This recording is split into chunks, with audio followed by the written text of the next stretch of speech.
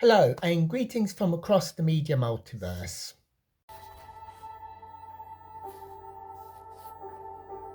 Possibly chronologically, historically, and geographically incorrect. But that won't stop maximum enjoyment now, headed by the late Heath Ledger. At the World Championships in London, love, honour, and revenge all come together. Now on Film 4, this is A Knight's Tale. As the Film 4 announcer says, leave history aside. Just enjoy this movie as a fairy tale. As we all know, fairy tales have their own internal logic, and this film has too.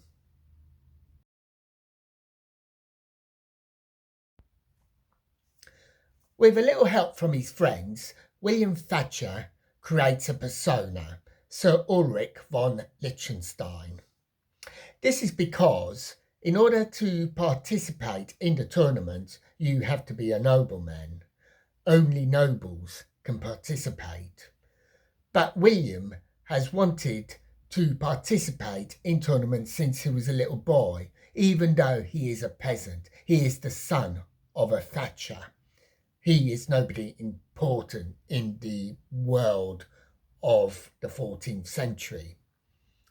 Surely that little perception isn't going to be that important. Well, it turns out that when he enters the tournaments, William aces them and starts rising up the rankings. And this brings him to the attention of the noblewoman Jocelyn and also to the attention of Count Adhamar, who is the big bad, the villain of the story.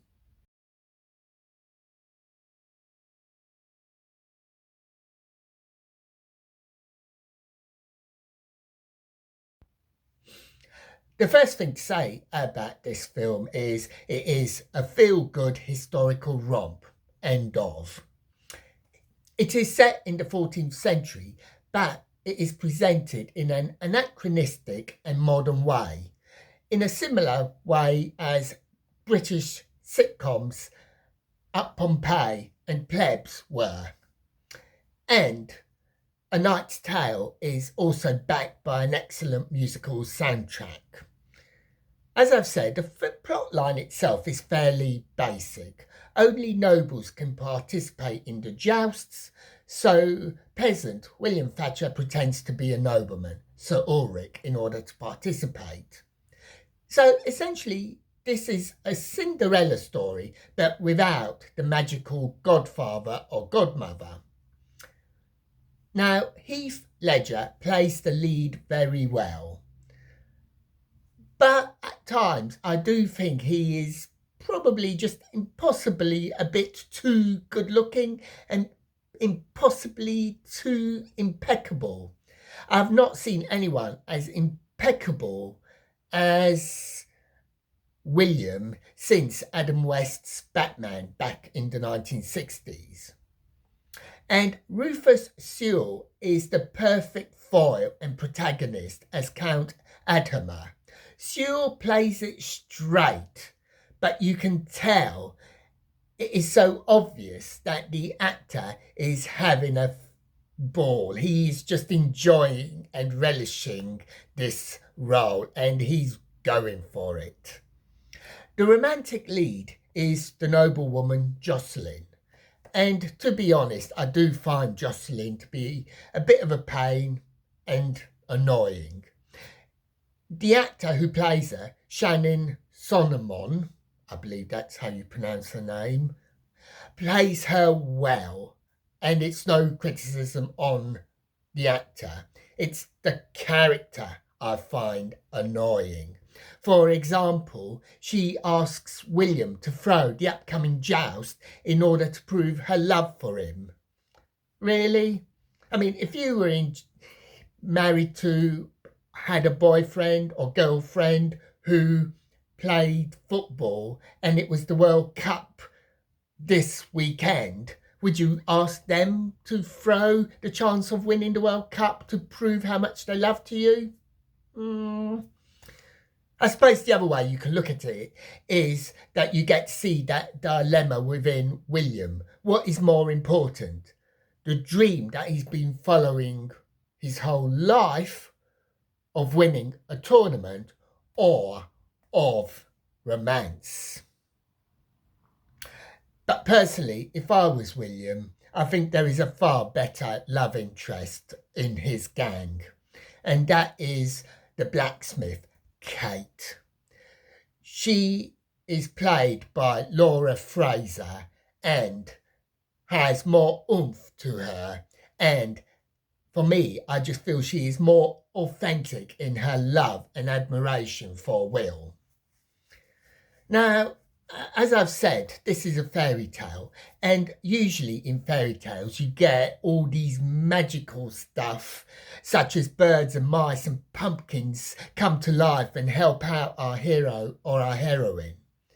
But this is a secular fairy tale, and so we don't see dancing cats and dogs, I'm afraid. But Will does have helpers. As well as Kate, he also has helpers from his friends, played by Mark Addy, Alec Tudyk, if that's how you pronounce his name, and Paul Bettany. They are all helpers and confidant and help to push William to be the best that he can be. And you can't get better friends than that. Interestingly, Paul Bettany plays a character called Geoffrey Chaucer, and interestingly, there are elements from Chaucer's writing in this particular movie. Now, one thing about this movie is there is that fun vibe that runs throughout it. And like a good fairy tale, there are ups and downs. And one of the downs is Adhamar unmasking Sir Ulrich as Will, a Thatcher's son. Now, this segment is supposed to be a boo, hiss moment. But for me, I think it's the only time that Adhamar does the right thing and acts like a true nobleman, even though it's for wrong reasons that he does so. Will is our hero. Will is the person that we root for. We want Will to succeed. But we mustn't forget that he did enter the tournaments by deception. He is not fighting in these tournaments as Will, but he is fighting as Sir Ulrich, a fictional made-up person. Nevertheless, this is all presented with the realisation that everything will be as it should be by the time we get to the final reel. And when it is presented so expertly, it really doesn't matter. As I've said, fairy tales have an internal logic of their own. And this film too has that in spades.